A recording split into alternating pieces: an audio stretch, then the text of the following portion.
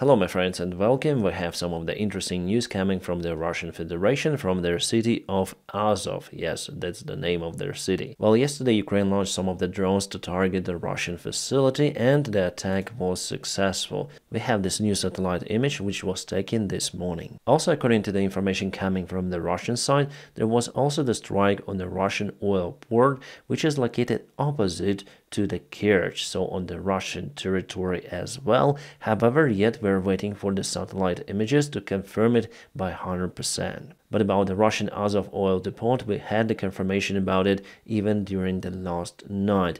And this afternoon only Russia was able to extinguish the fire because it spread all around the facility, damaging the nearby tanks too. The facility is just not capable to perform its normal operation. Hello my friends and welcome, my name is Dennis and this is the latest update from Ukraine. Alright, we are now in the Kharkiv region. As you probably know, Ukraine started the counterattack in Vovchansk and also in two of the places of this part of the front line. Meanwhile, Russia sent some extra forces to seize the Ukrainian counteroffensive. But at the same time, Russia is also building the defense lines very close to the front lines. And I was really surprised that the Russian engineering equipment managed to dig down the trenches, some of them, but after all Ukraine started to hit those engineers. Here we have the very fresh satellite images. Definitely Russia dig the trenches in the Kharkiv region, but something went wrong with their excavators and military engineering vehicles. As you see, they tried to protect the vehicles using some sort of the grill,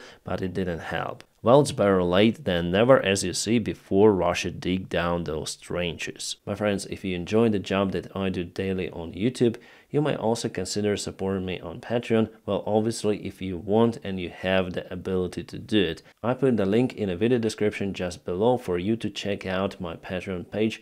Thank you so much guys for your awesome support. You really motivate me to continue the job that I do. Ukraine also hit the Russian command center in Vasilivka village, Zaporizhia Oblast. It is the occupied territory of Ukraine. Yeah, obviously Russia reported that Ukraine hit the civilian building, but we know our intelligence confirmed that it was the Russian base. Sometimes they place their forces in the residential buildings. Not sometimes, but as a rule. Great news, Ukraine will obtain more of the Storm Shadow cruise missiles, this time from Italy. Moreover, Italy will send SAM-T air defense system to Ukraine. It is a very capable system, similar to Patriot, and Ukraine needs that stuff a lot. So, awesome news from Italy. There is the information from the deep state military map and also from the Ukrainian officials that Russia is ready to strike from Luhansk Oblast. Their goal is to take the town of Borova under control. By the way, they had already that attempt last year, but it failed. This time they create a bigger group for the massive strike,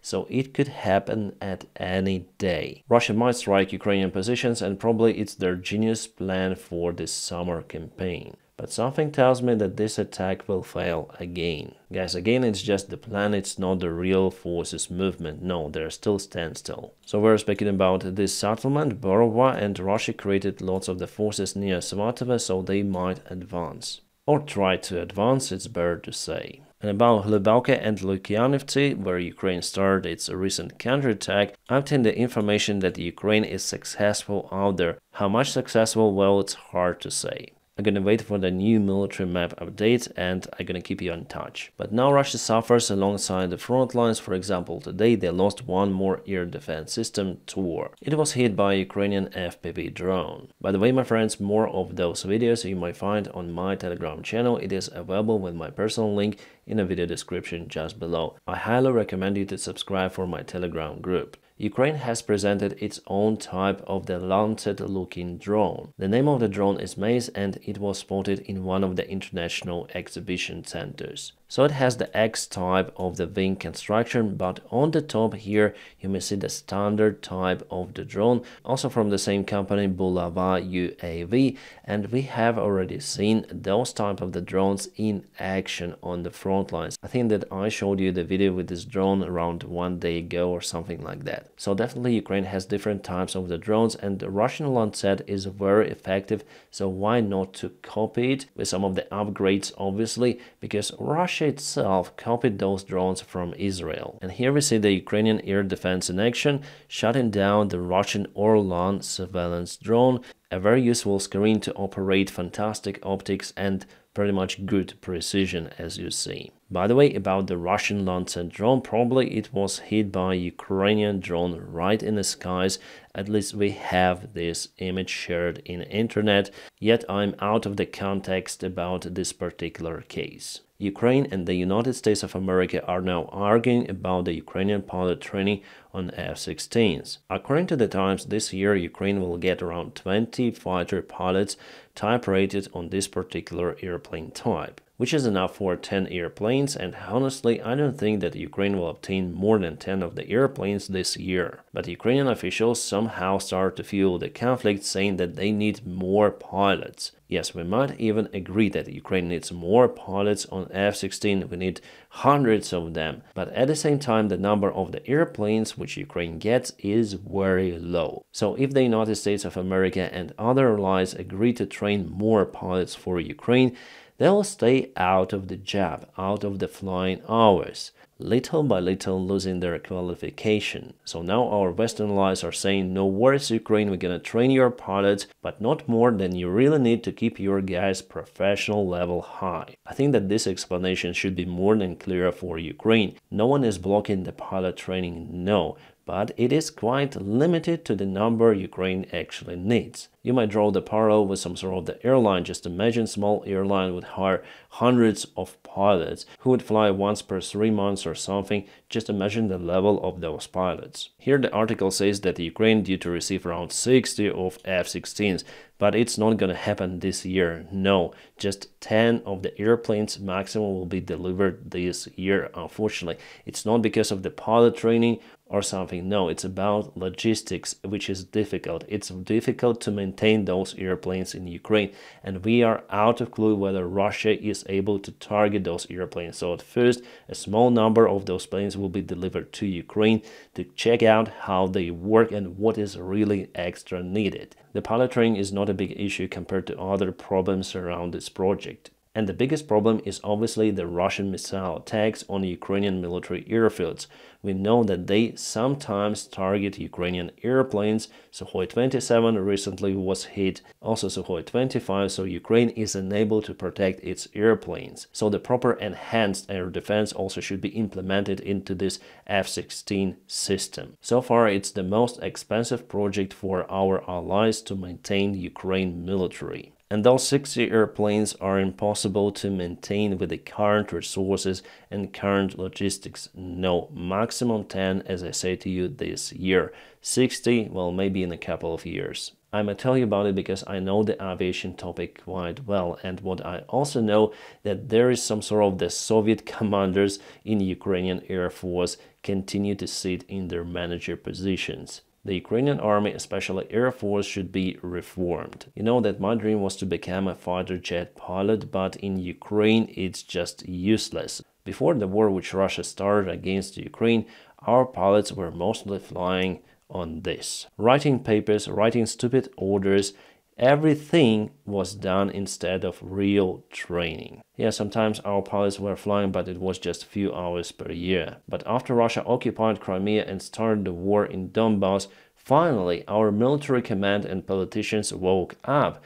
Oh, we need aviation. Oh, we need trained pilots. But still, I'm sure that the Soviet mentality is still in Ukrainian Air Force and it is still in Ukrainian army. They need many people for what? For writing? I know it personally from the first hand because I know many of the Ukrainian military pilots. So the better way is to use resources available in the most efficient way. Alright guys, so we have the confirmation, the video from the CCTV cam that the fire still continues in the Russian oil facility of Azov, the place that was targeted or hit by Ukrainian drones. As you see, the fire is not easy to extinguish. But Russia reported that it was extinguished this afternoon. They lied. Here he comes. Look at this athletic form, the impossible physique of a god. A god for many North Koreans, unfortunately. Alright, the historical moment that we all were waiting for. A small step of a small man and a great jump for the Russian Empire, which is now creating a new union with the North Korea, one of the best countries out there. Cameraman, what's wrong with you? What are you filming out there? You see, Kim Jong-un is also smiling to us. How happy are everyone there? Dictators united. But what's about the car? No, you go. No, you go. You go first. No, I don't trust you. Go first, you. No, you. Oh my god, it's so funny. The guards are frustrated and yeah, finally Putin agreed to go to the car. Kim Jong-un is a winner. Yeah, so many motorcycles Putin brought with him, and from what I see, those are not North Korean or Russian-made motorcycles. Those are BMWs or BMW. And this is the road from the airport filmed this afternoon. You see Putin, Putin, Putin, Putin, Russian flags, Putin, Putin, Russian flags. Putin, be satisfied with your face around. No people absolutely deserve the place, but Putin, welcome. There are lots of the news about the possible next cooperations between Russia and North Korea, especially in the military sphere. Some media even write that North Korea offers Russia to send 100,000 volunteers to fight in Ukraine. The article was published by the South China Morning Post. Not sure if it's legit. But anyways, we're gonna see the development of the situation in a very close perspective. As you may see, Russia has quite limited allies. For example, North Korea, yes, it's not that powerful, but still it is able to supply lots of the ammunition for the Russian army, as well as Iran was capable to supply the drones. China for now provides mostly technologies, spare parts and drones for the Russian army, but still it is a lot, so Russian allies are quite limited, but at the same time, as we see, they are quite capable. By the time the Western countries discuss, think and argue,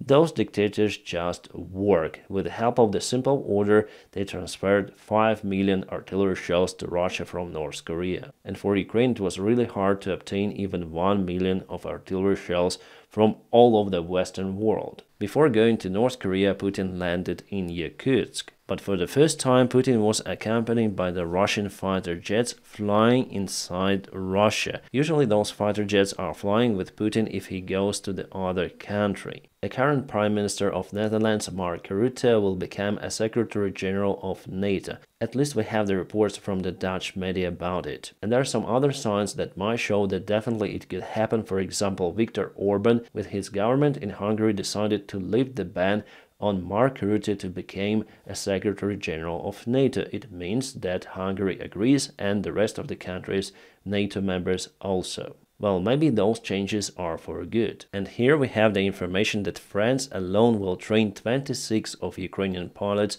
in next 2 years. But also Ukrainian pilots are being trained in Denmark, in the United States of America, and soon there's going to be the training in Romania. So I wouldn't be concerned really that Ukraine will stay out of the type-rated pilots. No. The Russian divers found some of the old ship in Ladoga. It's close to Finland. Russians, you should dive and find your Moskva flagship and take the same bell from Moskva for 7 years. Yeah, actually now they have many ships to discover, especially in the Black Sea. Alright, finally we have the latest military map update. In Vovchansk there's just a clarification of the front lines, so now we have more correct information. It's not the Russian movement to the east or Ukrainian movement to the north. No, it was like that already for a while. The deep state military map just clarified the area, that's it. However, at the same time, Russia advanced over here in Pivnice, so it was yesterday, it is today. Pivnice is over here, quite a big settlement. I would say that it's the part of the big Toretsk agglomeration, so Russia definitely wants to go there. Toretsk is not far away from Horlivka and also not far away from Ocheretine.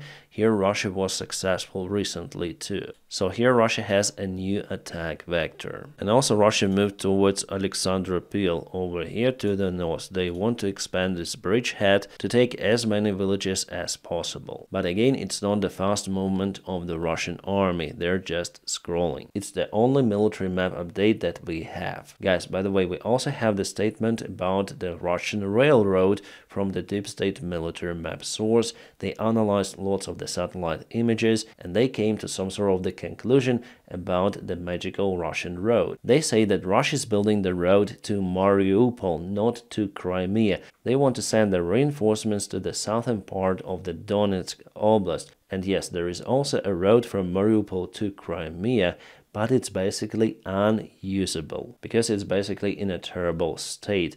Russia started to construct some of the gas terminals out there, and by mistake some of the experts told that Russia is building a new railroad, which could replace the Crimean Bridge. So this source definitely stated that there is no threat for the Russian army new supply line, even though we start to receive lots of the information about it. I published the full data about this article on my Patreon page. Yeah, sometimes I share more information, for example, on my Patreon page or obviously on Telegram. It also means that the Kerch Bridge is very important for the Russian army. And in this case, Ukraine doesn't have the deadline, which is obviously good, again, if we trust this source, but Deep State usually tells truth. Oh, by the way, Ukraine has just launched a new drone strike on the Russian territory at the same place and time as it was yesterday, so we're gonna keep you in touch about the case. And now, my friends, please don't forget to press your huge like to this video. By doing so, you help me a lot. And as always, I wish you all a peaceful sky wherever you are, and have a great time.